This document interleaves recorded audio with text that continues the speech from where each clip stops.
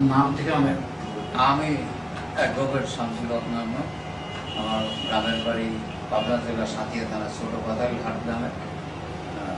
আর पिता পিতা হাজী নিয়ামত আলী মুর্মু। আপনি তো পেশায় আমি পেশায় আইনজীবী, সুপ্রিম কোর্ট বারের মেম্বার, সুপ্রিম কোর্টের একজন আইনজীবী। আর সাথে আমি মুক্তিযোদ্ধা, গভর্নমেন্টের সম্মানী ভাতা প্রাপ্ত। যে মৌলানা মতিউর রহমান নিজামী সাহেব তখন উনি ছোট ছাত্র মানুষ, খুব ম্যাচিওর ব্রেনের লোক। আমার তার বয়সের খুব একটা বেশি ডিফারেন্স হবে না।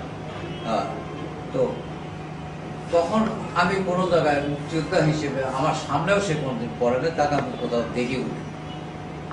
মুক্তিযুদ্ধের সপক্ষ কিছু করাও দেখি না, বিরোধিতা করাও দেখি।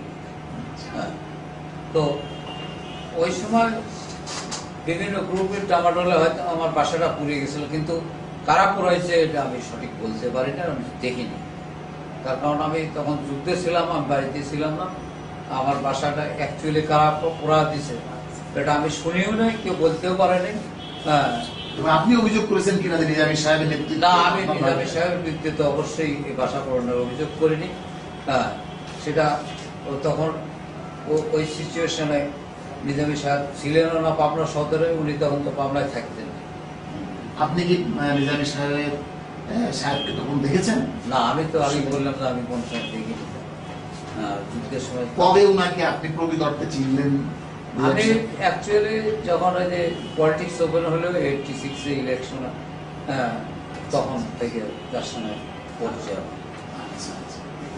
এর আগে উনি এরকম কোন না, আপনায় জামরা গ্রামে যেটা পাকিস্তান মিলিটারি হত্যাযজ্ঞ করে তাদেরকে যে সাথে করে নিয়ে গেছিল, তাদেরকে মুক্তিযোদ্ধা সে ধরে পরবর্তীতে, এবং তাদের গণ আদালতে বিচার করে সাজা দেওয়া হয়। তার নাম ছিল আসাদ।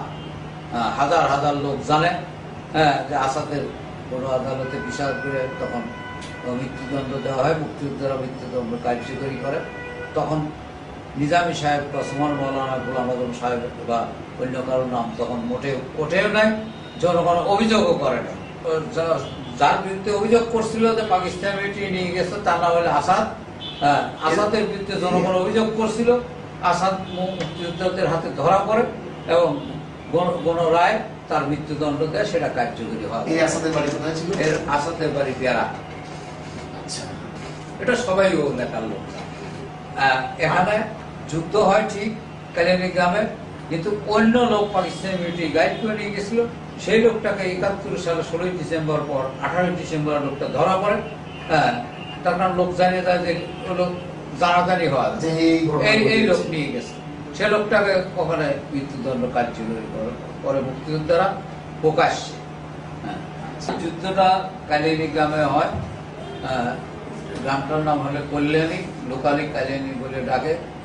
যে এই যুদ্ধের সময় নিজামী সাহেব ওই এলাকায় জানো নাই, এবং পাকিস্তানি মিলিটারির সাথে যে লোক গেছিল সে লোক প্রকৃতই মিলিটারিকে গোয়েন্দা সংস্থার লোক, বাঙালি। তাকেও 71 সালে যুদ্ধের পর জনগণ ধরে বিচার করে এবং কালিয়ানী প্রাইমারি স্কুলে ওখানে তার মৃত্যুদণ্ড দেয়, প্রকাশ্যে মৃত্যুদণ্ড কার্যকরী হয়। সে লোকটার নাম আমি স্মরণ করতে পারছি না, তবে এই ঘটনার সাথে মৌলানা মতিউর রহমান নিজামী সাহেবের যুদ্ধের সাথে দিনে বা সময় বা ওই সময় ওই এলাকায় উনি যান।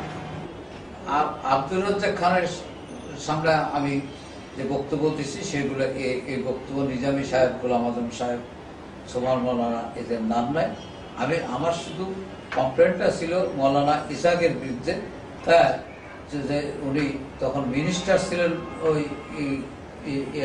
ডক্টর মালেক মন্ত্রিসভা, সেই টাইমে আমার বাড়িঘর পুড়িয়ে যায়, এই হিসেবে বক্তব্য। তাছাড়া নিজামী সাহেবের বিরুদ্ধে, গোলাম আজম সাহেবের বিরুদ্ধে, মৌলানা সোমান, রফিকুল নবী, এদের নামটা আমি আগেই বলছি। মৌলানা মতিউর রহমান নিজামী একজন প্রতিষ্ঠিত রাজনীতিবিদ, তাকে রাজনৈতিকভাবে ফাঁসানোর জন্য এই মোকদ্দমা খাড়া করা হয়েছে।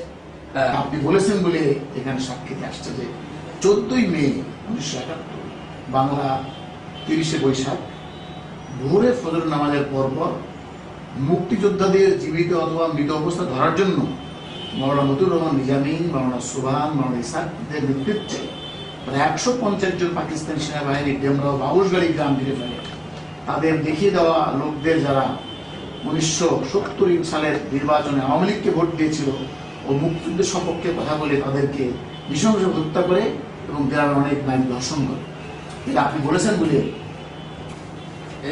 এই বিষয়টা হলো, এই বক্তব্যটা আমার বক্তব্য না।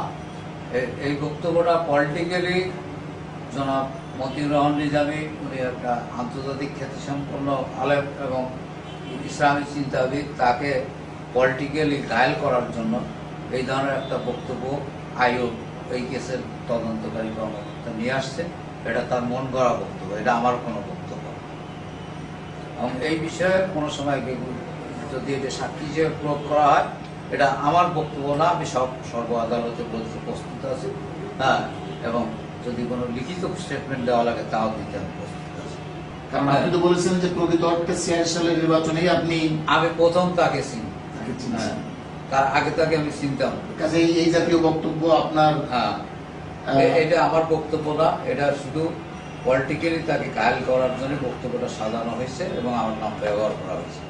এছাড়াও বলা হচ্ছে কোনো আদালতে যদি সাক্ষ্য হিসেবে গ্রহণ করা হয়, এটা আমি চ্যালেঞ্জ করবো যে এটা আমার বক্তব্য।